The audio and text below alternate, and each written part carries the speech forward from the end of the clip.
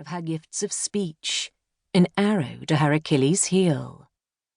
She knew she should get up, get moving, find some way of solving this, and for nearly 7 minutes she leaned in close, prodding and squeezing at the rim of the offending mark, and was horrified when, having doused it in antiseptic and the pharmacist's cream, her poking produced a tiny curl of white gunk from beneath her flesh. It looked like cream cheese or old mayonnaise. The soft substance was less than 2 millimeters in length, but held close to her face, she could have sworn it was gigantic.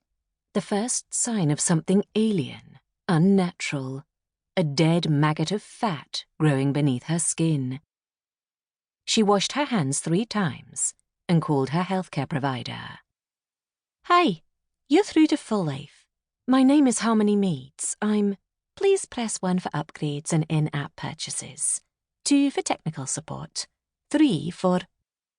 Harmony swore more violently and deeply than she had for a very long time, and held the phone to her ear as the cheerful, gently Scottish voice — wasn't Scottish the accent of honest reassurance — exclaimed how important her call was to them, and in between synthetic sunshine syrup music, pitched the latest in cellulite reduction upgrades. "Sometimes exercise isn't enough, but don't worry. There's a solution to flabby thighs and floppy skin. Introducing Cellublast, the latest upgrade from Full Life Healthcare. Our nanos will have you looking strong and pert within 2 weeks from activation. Now, with 40% off I Love My Knees when you buy 2 fat-blasting packages for a limited period only."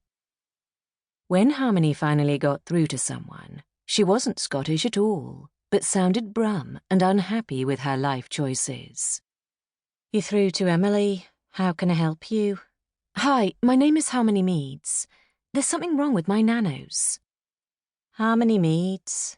Yeah, can I get your postcode, please, and the first and third letters of your memorable word?" "Hi, yeah. I can see your account details here. What's the problem?" "There's a fault with my nanos. I think that..."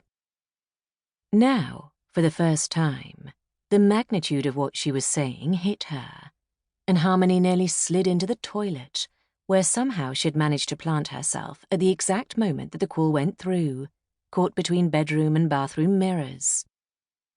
At the center of her soul, a darkness opened up, and the machines in the hospitals played their songs at her, and the fluorescent lights were pure whiteness overhead, and in her dreams the nanos were singing, singing, singing, as they ate her alive from the inside out. I have a spot," she blurted before the terror could take her. "I think that maybe... I tried running a diagnostic, but my control panel wasn't working. It keeps saying there's a login error.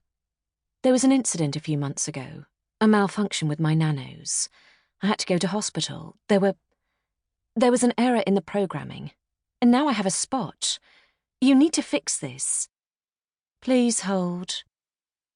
She was held in silence. No music, no ads, just the absolute silence that surrounds a shrouded iceberg on a moonless night, for nearly 6 minutes, and thought she'd been cut off and should try calling back, when Emily returned to the line.